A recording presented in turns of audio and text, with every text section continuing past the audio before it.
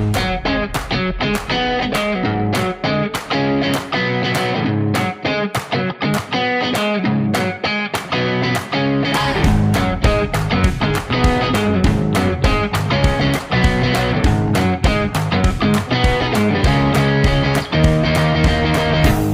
day, everyone. Our topic for today is visual symbols in the cone of experience. So in the cone of experience or in the Dale cone of experience, visual symbols are found near the top. So this means they are more abstract than real life experience. So visual symbols include charts, maps, diagrams, sketches, and many more. So they are not the actual object, but they are represent them in simplified way. Words alone are not the best way to communicate. Sometimes visual symbols are effective and efficient in conveying information. And we can all agree with that because we encounter it every day, like in the street, in products, establishments, and almost everywhere. Just like in the classroom, students are easier to engage when using visual symbols like drawings, diagrams, charts, maps, and the lines. If the teacher are only using text, lessons will appear blunt and an eagerness will not be present. But through visual symbols, we can easily catch students' interest, increase their engagement in the lesson, and help them develop their critical thinking skills. So now, let me explain why visual symbols are important in teaching. First, they simplify complex ideas. For example, a diagram of water cycle. Make it easier to understand evaporation, condensation, and precipitation. So second, they save time and resources.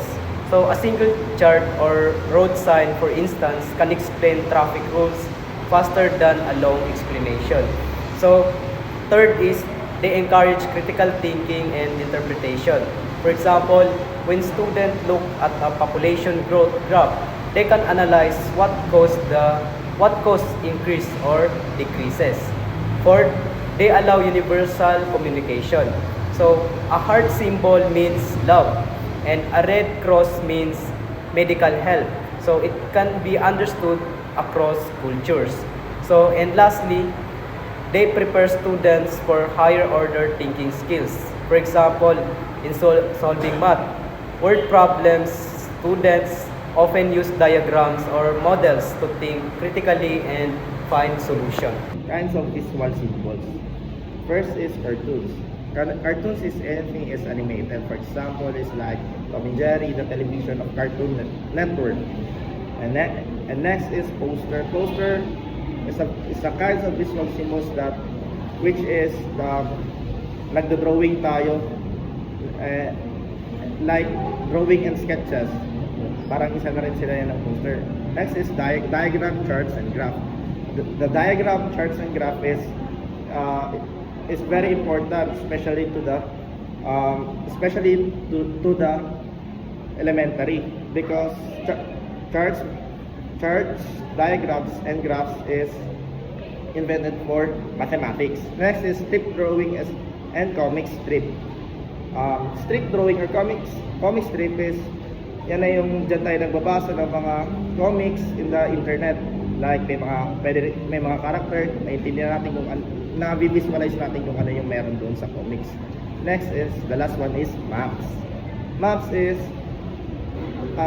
for example, kung nakikita natin yung maps kung saan tayo pupunta, yan yung bibigay ng direction sa atin kung nawawala ba tayo, kung saan na ba tayo. Now let's proceed in characteristic of visual symbols.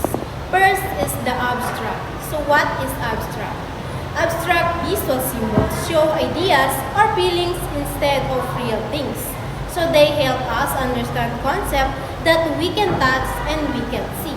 So for example, think of the heart symbol. It represents love.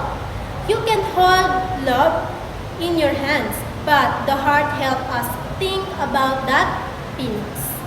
Okay, so next is require prior knowledge. Some symbols need you to know something first to understand them. So if you don't know what they mean, they can be hard to understand. So for example, is a map has symbol for schools, hospitals, and farms. So if you never seen a map, you might not know what those symbols mean, making them hard to read. And next is the flexible. Flexible visual symbols can be used in many different subjects and situations. This makes them useful for different kinds of information. So for example, is a flow chart can be used in first in science to show the steps on an experiment, for history to outline cause and effect of an event like war, and also in literature to map out the main events in a story. The flexibility helps students to see connection across different subjects and enhance their overall learning experience. And the last but not the least characteristic of visual symbols is the static or dynamics. So what it means? Some symbols stay the same, static, while others can be changed or dynamic. So why it matters? These affect how we see and understand the information. So for example, in static is a national flag that represents a country which is stay the same over the time. And in dynamic, for example, is a sports scoreboard that updates which scores and players start during games. So, for more understanding, let's watch this video. Hello, and welcome to Step Up AT's videos on effective teaching practices for using assistive technology. In this video, we will discuss how using visual symbols can help increase desired behaviors. This video is just one of many videos we have on evidence-based teaching practices, so be sure to check those out as well. As caregivers, we know and understand that every once in a while, a child might display behaviors that are not desired. This may include tantrums, blurting out during a quiet activity, being unable to follow transitions with the rest of the classroom, or not using materials properly, just to name a few.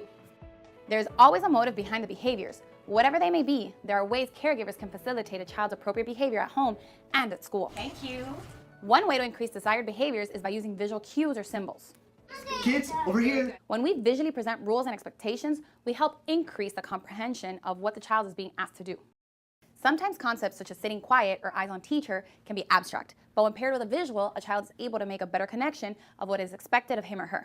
You brought our eyes on teacher. Thank you. Visuals can also help in modeling for the child what is expected, and using visuals becomes as common as verbal requests. So as you have seen in the video, different kind of visual symbols were presented. First, the videos show charts and graphs which are used in subjects like math to organize number and compare data. For example, a bar graph. It can show the number of students who like apples, bananas, or mangoes. Next, we saw diagram, which are common in science. A diagram helps explain process such as the water cycle, evaporation, condensation, and precipitation. So the video also show posters and cartoons, which are often used in values education or health classes to remind pupils about honesty, safety, or cleanliness. Finally, we saw maps, which are very useful in Araling Panlipunan to study location and geography. So this video reminds us that visual symbols are not just pictures. They are teaching tools that help us understand information faster and easier. Even without long explanation, the images themselves already tell story.